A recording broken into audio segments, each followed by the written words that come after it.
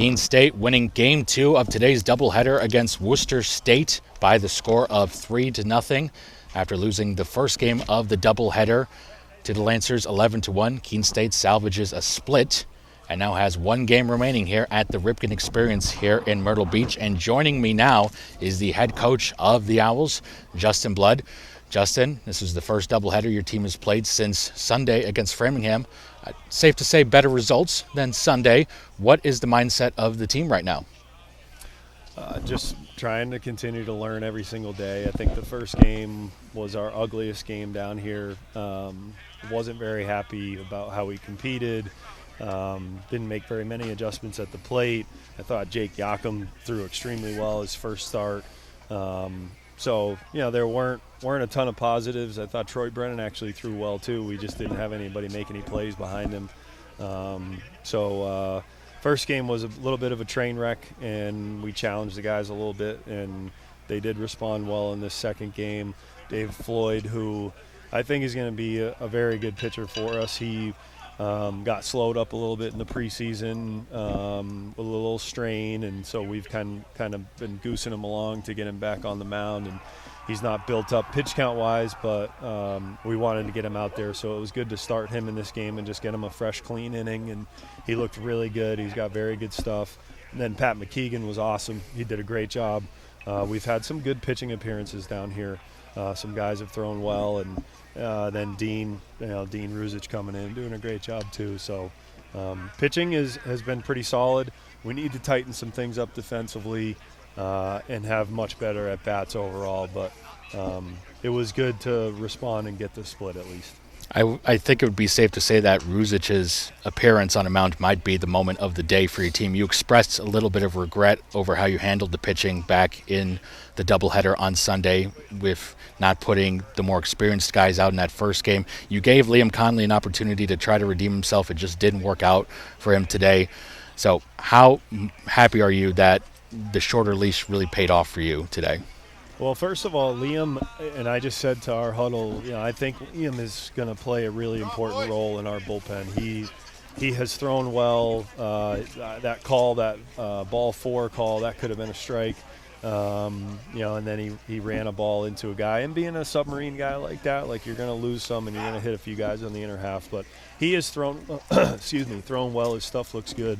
But yes, we did, to answer your question, had a shorter leash today and just knew if he got into any trouble whatsoever, we were going to go to Dean, and then it was going to be Dean's game to finish. So Dean did a great job.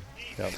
And then offensively, the big story from yesterday is you've really been trying to emphasize improving plate discipline, and it was kind of a struggle for you guys to get some offense manufactured, though eventually you did get that kind of going, I'd say, towards the end of the second game. This offense does tend to seem a little ultimately streaky. We've seen a couple of games where they're just clicking on all cylinders, getting those time hits, and other games where it's just nothing seems to be coming together. What do you think is really the cause of that? Is it really the plate discipline that's the big issue, or is there something else that is kind of hurting this team offensively, and what do they need to do to try to overcome that?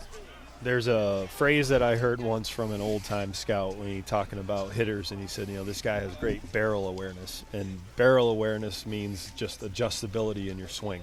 A guy who's capable of hitting not just one location, not just one pitch. And we have a handful of guys right now that want their pitch in their location, and when pitchers are able to pitch outside of that area or with other pitches, they're not doing a great job adjusting. So, when we have someone that lands it in those areas, we're going to hit them well. But we ultimately facing, better arms, especially in our conference, we're going to have to be able to cover more of the plate and cover more pitches. And, again, some of that's maturity, some of it's unselfishness. We'll just say it all week every time we talk, but experience. So one more game left here in Myrtle Beach, South Carolina. A quick turnaround, 9 a.m. tomorrow against Suffolk, and then you are leaving back for all the snow in New Hampshire. What do you ultimately... There's snow in New Hampshire? It's from what I've heard. I've read a few articles about it. I don't know. We'll have to see it to believe it, I guess. But with tomorrow being the last game here at Myrtle Beach, what do you ultimately want to see from your team tomorrow before they leave South Carolina? Well, obviously finish on a positive note. So, get another quality appearance on the mound, or a few quality appearances on the mound. We really got to kind of piece together tomorrow's game with a few different pitchers.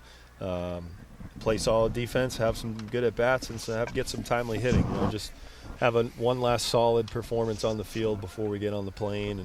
And we talked with the RPI today. They're working to clear the snow off their field, so hopefully we'll be playing our doubleheader on Saturdays too. So we still got hopefully a few more games this week, and just need to try to keep finding ways to improve and gain that valuable experience before we hit conference play. Head Coach Justin Blood, thank you once again for joining us. We look forward to seeing you back on the field tomorrow. All right, thank you. All right, that will do it here from Griffith Field here in Myrtle Beach, South Carolina, where once again your Keene State Owls defeat the Worcester State Lancers 3-0 to split the doubleheader. That final game will be tomorrow at 9 a.m. against Suffolk, right here on the Owls Media Network. Thank you to everyone for helping us out with today's broadcast. This is Nick Landi signing off, wishing you all a good night. You have been watching a Keene State Athletics broadcast on the Owls Media Network. Please tune in to our next broadcast, and thank you for watching.